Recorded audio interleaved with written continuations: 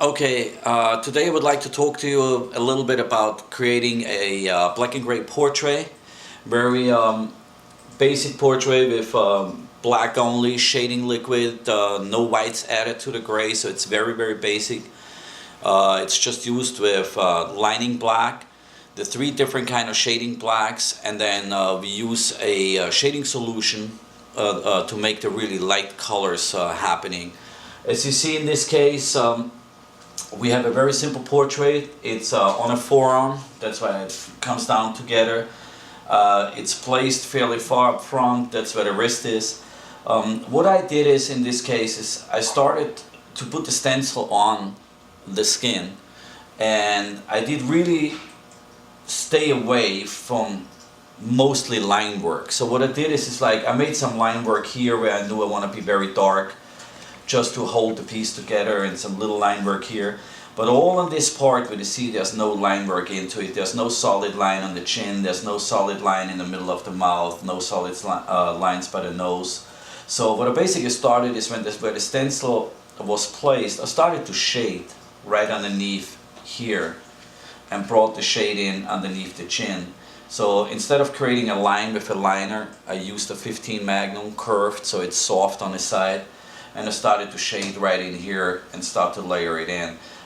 If you do it very soft and surfacey, and you can use almost a lining black to lay the first shade in, but make sure that you think about almost like you take a feather and touch somebody's skin. You don't want to wake him up, but you want to make sure that he moves a little bit and you laugh about it. So if you keep that in mind, that's really how I shaded underneath here. So it's like I come in, I put the shade in, and go soft here, do the same effect here, which creates this jawline without a sharp edge. As soon as you use a line underneath here, a solid one, what's gonna happen is your tattoo is absolutely gonna look like a cartoon. I mean, it's just what it is. Every cartoon has sharps line in it and shading. It doesn't matter what you do, it's never gonna look real anymore. If you want to get some good reference, look at Mike DeVries' work, Mike DeMass's work, Tom Ramshaw, or Bob Terrell. They're using no lines at all. If they use line works, they use it afterwards when the tattoo is done to create the sharpness of the piece. I did the same effect here. I used the lining black. You see the change in here. That's where I started dipping back and forth between the medium gray, shading gray, and the lining black. And I created that shade in here. It's a little darker one right in here. It goes through here and it goes through here. How I worked this, I worked my way up from the bottom this way, and I worked it up almost like a copy machine. Think about it's like you have a laser printer and it will go back and forth this way. So I wouldn't go and just start a little bit here in black and a little bit here and a little bit here. I focused on this area and I came up this way. I finished everything I worked on all the time, so you would almost see a stencil from up here going up, and down here you would see a jawline done and finished in the tattoo.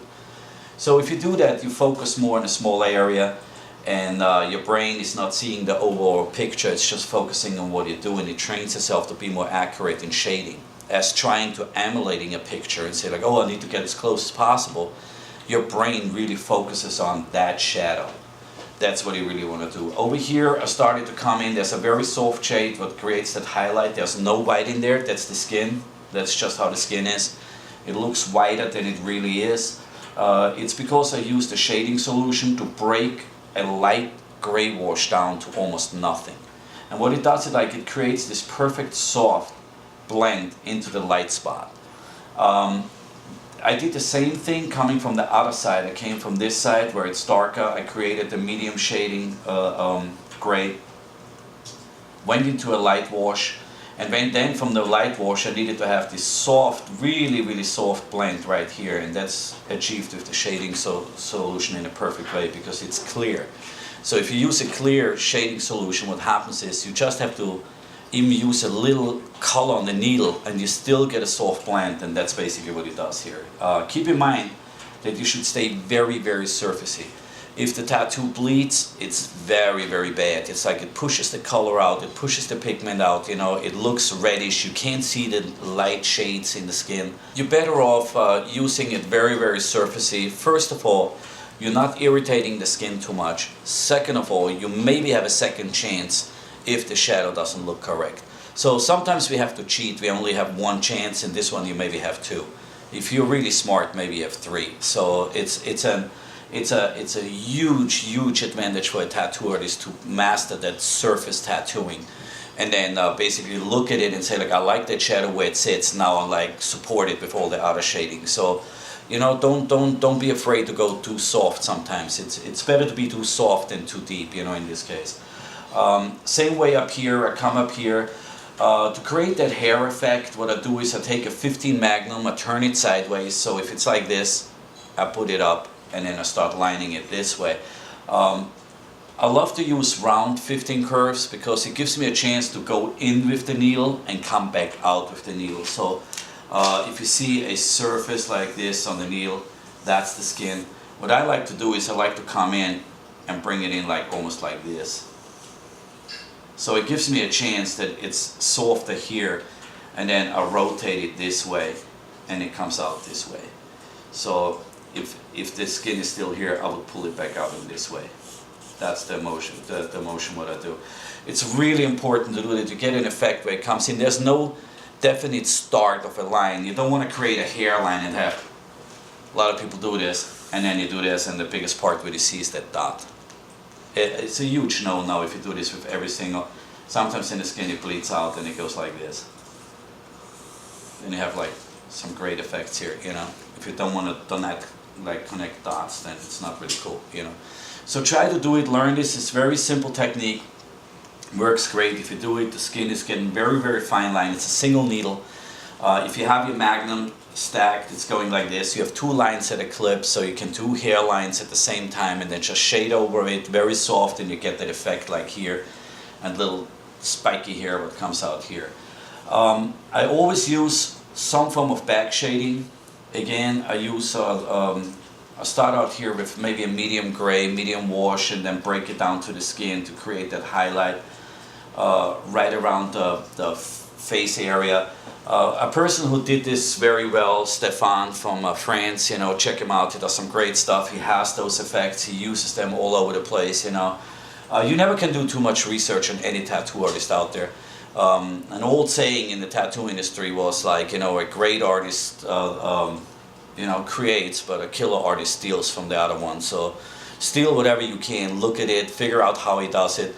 It only enhances everybody's technique, you know, it only enhances the pieces, and those pieces going to be the minimum requirement in the next 5 years, which 20 years ago nobody could do something like that. So it's like, you know, time is moving on, so try to be creative, learn a lot, you know, check everybody's work out, support them, send them some question, and hopefully get some answers. You know, a lot of people help you, you will see. So the next part what I did, I always do the eyes at the end.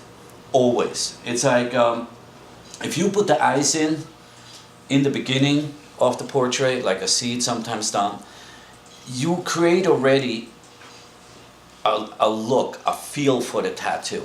If you don't have any eyes in it, I always say it looks like your evil kid.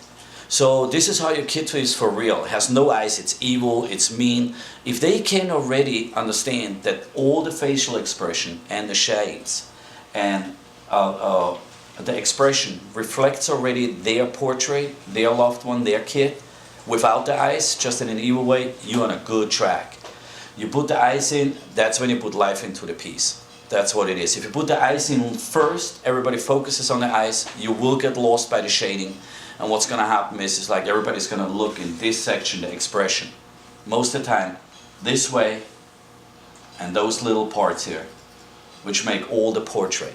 So if you take this away in the beginning already, where people focus on the eyes, your brain is not going to focus as hard on the shades and on the little muscles in the face everywhere. So, you know, because you have already the look. So try to stay away from that. Put them in at the end. I found out over my years of tattooing that that's the best way to do it.